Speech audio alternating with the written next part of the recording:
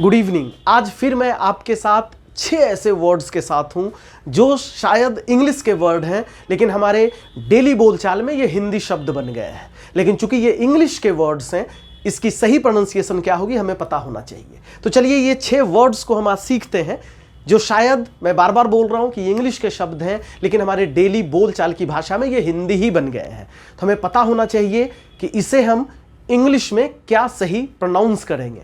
जैसे एग्जाम्पल में एक वर्ड्स के साथ देता हूं जिसे हम इंग्लिश में बोतल बोलते हैं और हिंदी में प्यार से जब किसी को गाली देना हो, डांटना हो, तो हम बोलते हैं कि बोतल हो क्या तुम। तो हिंदी में इसे हम बोतल ही बोलते हैं, लेकिन हिंदी यह बोतल होता है, लेकिन इंग्लिश में अगर आप बोतल बोल देंगे जैसे आई वॉन्ट बोतल, तो ये शायद ऑकवर्ड लगेगा आपको। तो आज ये जो हमारे पास 6 शब्द हैं, 6 वर्ड हैं, उसको हम सीखते हैं, इसका सही प्रोनाउंसिएशन क्या होगा। तो चलिए सबसे पहला वर्ड, पहला शब्द, ये एक ऐसा शब्द है जिसे हम अक्सर यूज करते हैं और इसको बोलते हैं शेड्यूल।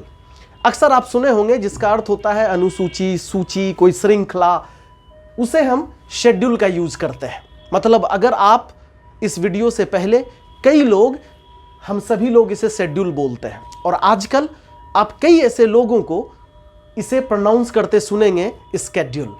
मतलब शेड्यूल और स्केड्यूल। अब हमारे पास कंफ्यूजन है, इसे हम शेड्यूल पर है या स्केड्यूल पर है। SCHEDULE, इसका अर्थ होता है सूची, अनुसूची, किसी भी चीज की एक विषय, एक श्रृंखला। इसे शेड्यूल पर है या स्केड्यूल पर है। आपको यह जानकर सरप्राइज होंगे आप, इसे हम शेड्यूल भी पढ़ते हैं और इसे हम स्केड्यूल भी पढ़ते हैं। कुछ लोग थोड़े स्टाइल देने में चाहते हैं कि शेड्यूल क्यों पढ़ा जाए, क्योंकि इसकी राइट प्रोनाउंसिएशन स्केड्यूल होती है, तो इसे हम स्केड्यूल पढ़ें। लेकिन अगर आप इसे शेड्यूल भी पढ़ते हैं तो ये गलत नहीं होता। ये शेड्यूल भी सही है, स्केड्यूल भी सही है। तो वैसे लोग जो शेड्यूल पढ़ते हैं वो भी सही है, और वैसे लोग जो इसे स्केड्यूल पढ़ते हैं वो भी सही है। मतलब अगर आप इसे सिर्फ शेड्यूल से पढ़ना चाहें तो भी सही है, और इसे आप स्केड्यूल से भी पढ़ना चाहें तो भी सही है। तो ये शेड्यूल भी सही है, स्केड्यूल भी सही है। दूसरे वर्ड की तरफ आए, ये भी एक कंफ्यूजिंग वाला वर्ड है, OFTEN। OFTEN। अब इसे ऑफन पढ़ा जाए या ऑफ्टन पढ़ा जाए। पहले इसकी हिंदी मीनिंग समझते हैं, इसका क्या अर्थ होता है। इसका अर्थ होता है प्रायः। इसका अर्थ होता है प्रायः, जिसे हम और भी एक कॉमन हिंदी में बोलते हैं अक्सर। तो अब देखते हैं इसे ऑफन पढ़ें या ऑफ्टन पढ़ें। फिर आपको जानकर आश्चर्य होगा, ये ऑफन भी सही है, ये ऑफ्टन भी सही है। अगर कोई लोग गलती से ऑफ्टन बोल दें तो आप हंसेंगे नहीं, क्योंकि इसकी राइट प्रोनाउंसिएशन ऑफ्टन भी होती है। तो ये ऑफन भी सही है, ऑफ्टन भी सही है। मतलब अगर इसे कोई ऑफ से पढ़ता है, अगर ऑफ्टन पढ़ रहा है तो भी सही है, और इसे अगर कोई ऑफ्टन भी पढ़ रहा है तो भी सही है। तो इसकी राइट प्रोनाउंसिएशन ऑफन भी सही है और ऑफ्टन भी सही है। OFTEN, जिसका अर्थ है प्रायः। तो पहला वर्ड शेड्यूल, स्केड्यूल, दोनों सही है। ऑफन, ऑफ्टन, ये दोनों सही है। अगले वर्ड की तरफ आते हैं, जिसको मैंने वीडियो की शुरुआत में ही कहा कि कई लोग इसे प्यार से बोलते हैं कि तुम बोतल हो। बोतल हिंदी शब्द है, लेकिन चूंकि आप इंग्लिश अगर बोल रहे हैं तो BOTTLE, इसे भी आज हम प्रोनाउंस करना सीखेंगे। ध्यान से सुनिए, इसे आप या तो बॉटल बोलिए या बॉटल बोलिए, बोतल नहीं बोलेंगे, इसे कंट्रोल करें। इसकी जो राइट प्रोनाउंसिएशन होगी दैट इज बॉटल। बॉटल आधा ट ल, इसको आप बॉटल पढ़ें या बॉटल, ये दोनों सही है। या तो आधा ट ल को एक साथ ला सकते हैं, बॉटल, और दूसरा बॉटल, बॉटल, बॉटल, इसकी दोनों प्रोनाउंसिएशन सही है। लेकिन याद रखें, बोतल नहीं बोले, नहीं तो ये हिंदी शब्द बन जाएगा। तीसरे वर्ड की तरफ आए, एक बहुत ही कॉमन सा वर्ड है, और मैं नहीं मानता कि अब ये इंग्लिश वर्ड है, ये अब हिंदी वर्ड है, और कई लोग इसे प्यार से बोलते हैं गिलास। कई सुनेंगे कि वह गिलास ले आना। तो आपको आज मैं इसे 2 प्रोनाउंसिएशन बताऊंगा, पहला ग्लास और दूसरा ग्लास।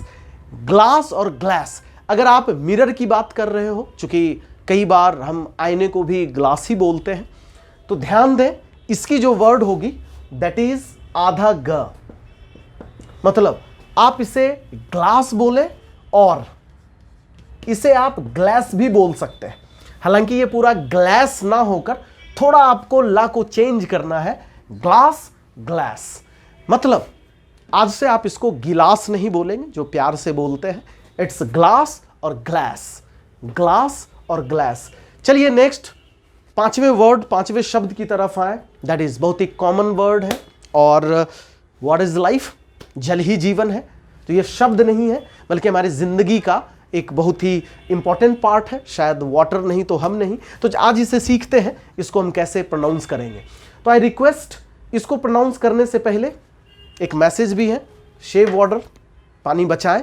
यह हमारा और आपका कर्तव्य है कि पानी को बचाएं।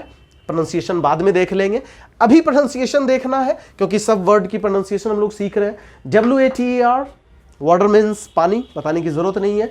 इसे हम कैसे प्रोनाउंस करेंगे? इसे प्रोनाउंस करने के लिए जो सबसे कॉमन वर्ड है, कॉमन वे है, तरीका है, दैट इज वाटर। वाटर, ध्यान से सुनिए, इसे वाटर नहीं पढ़कर हम इसे प्रोनाउंस करेंगे वाटर।